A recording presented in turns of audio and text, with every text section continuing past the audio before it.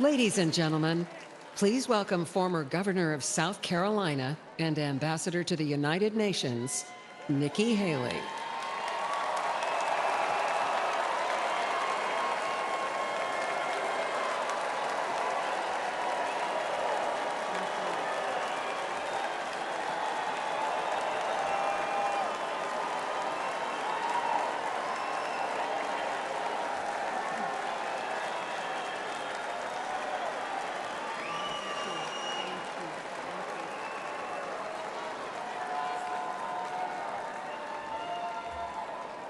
My fellow Republicans,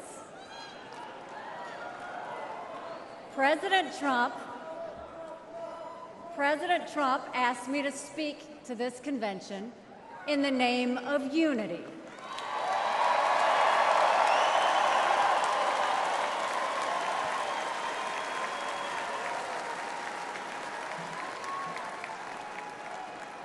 It was a gracious invitation, and I was happy to accept.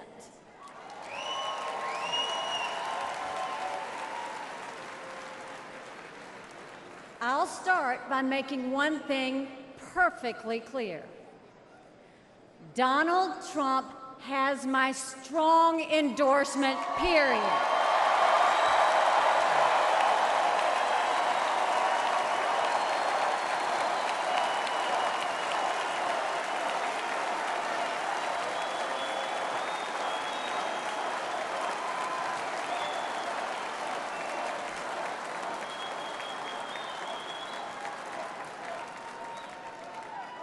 Our country is at a critical moment.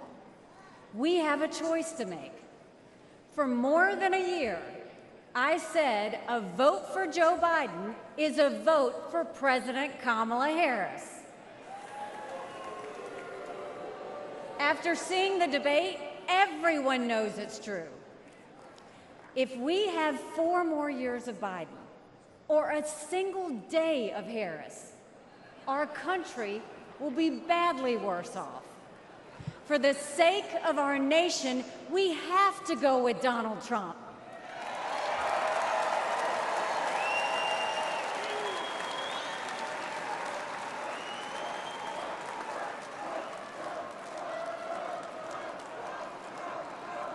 But there's more to it than that.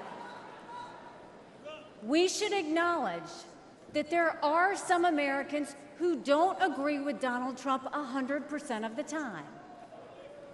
I happen to know some of them. And I want to speak to them tonight.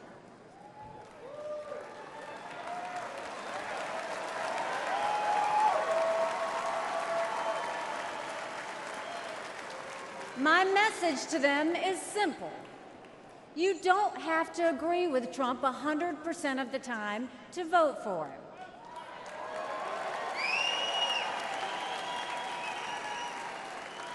Take it from me, I haven't always agreed with President Trump. But we agree more often than we disagree.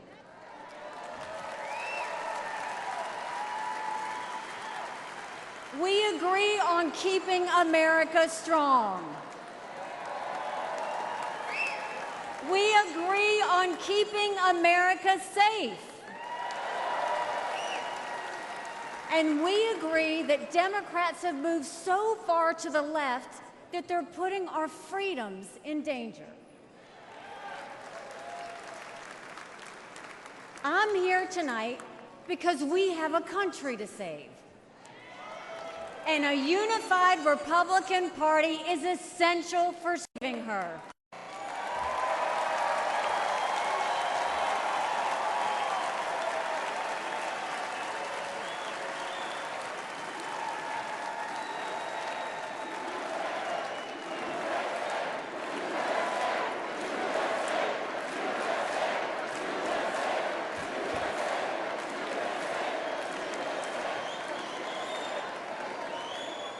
For those who have some doubts about President Trump, I want to tell you a few things about the Commander-in-Chief I know and worked with. As Ambassador to the United Nations, I had a front row seat to his national security policies. We sure could use those again.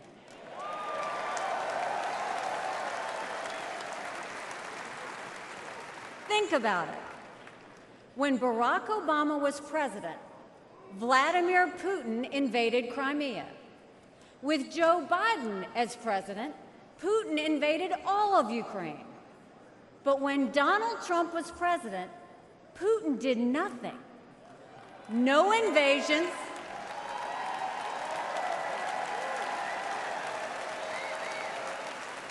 No invasions, no wars.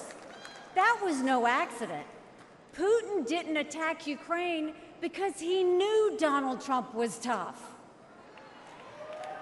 A strong president doesn't start wars. A strong president prevents wars.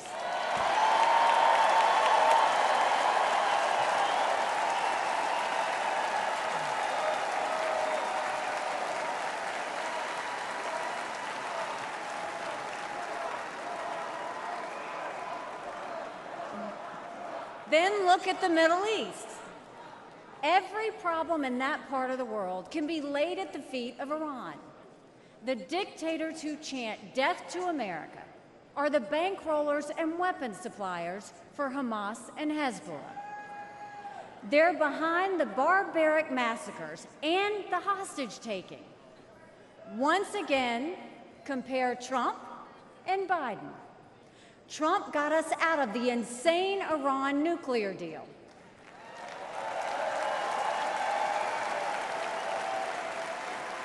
He imposed the toughest sanctions ever on Iran. And he eliminated the arch-terrorist Qasem Soleimani.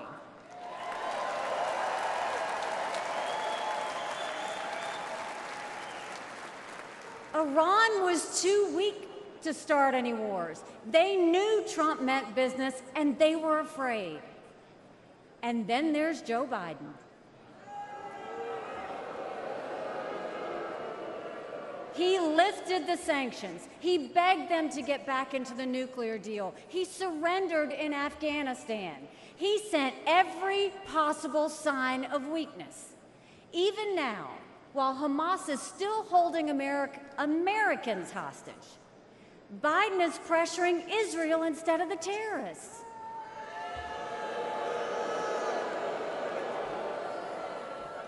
Between Israel and Hamas, Donald Trump is clear about who is our friend and who is our enemy.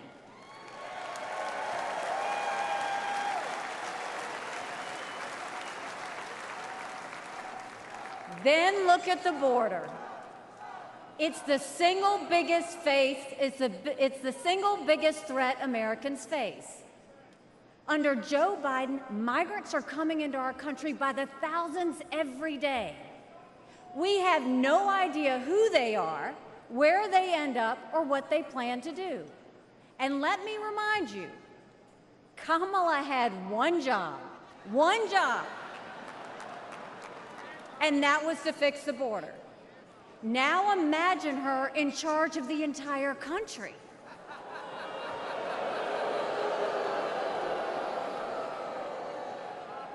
Under Donald Trump, we didn't have the border disaster we have today, and we won't when he is president again.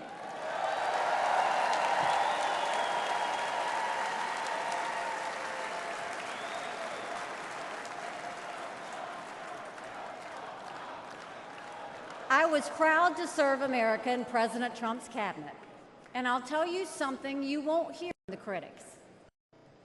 He appreciated advice and input. Americans were well served by his presidency, even if they didn't agree with him on all things. Now, to my fellow Republicans, we must not only be a unified party, we must also expand our party. It's the single biggest threat Americans face. Under Joe Biden, migrants are coming into our country by the thousands every day. We have no idea who they are, where they end up, or what they plan to do. And let me remind you, Kamala had one job, One job. And that was to fix the border. Now imagine her in charge of the entire country.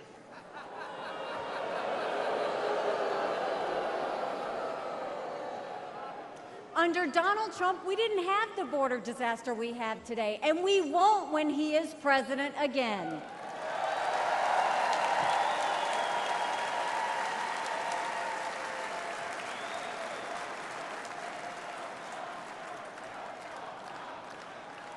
I was proud to serve America in President Trump's cabinet, and I'll tell you something you won't hear from the critics. He appreciated advice and input. Americans were well served by his presidency, even if they didn't agree with him on all things. Now, to my fellow Republicans, we must not only be a unified party, we must also expand our party.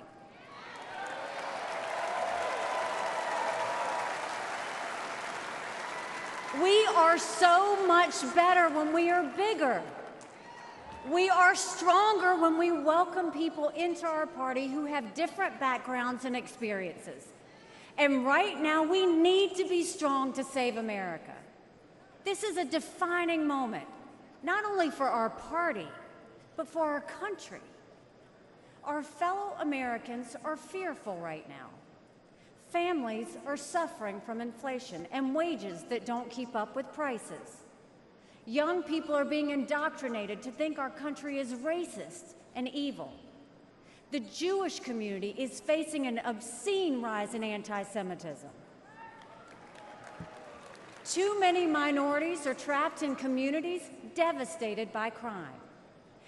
Our foreign enemies win when they see Americans hate each other. They see that today, whether it's on college campuses or in a field in Butler, Pennsylvania.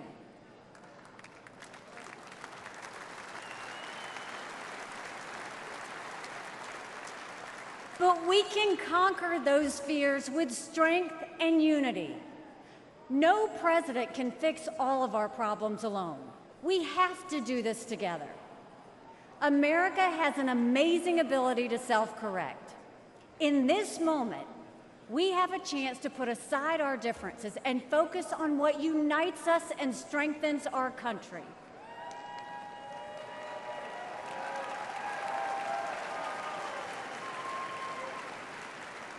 Let us join together as a party. Let us come together as a people, as one country, strong and proud. Let us show our children and the world that even on our worst day, we are blessed to live in America.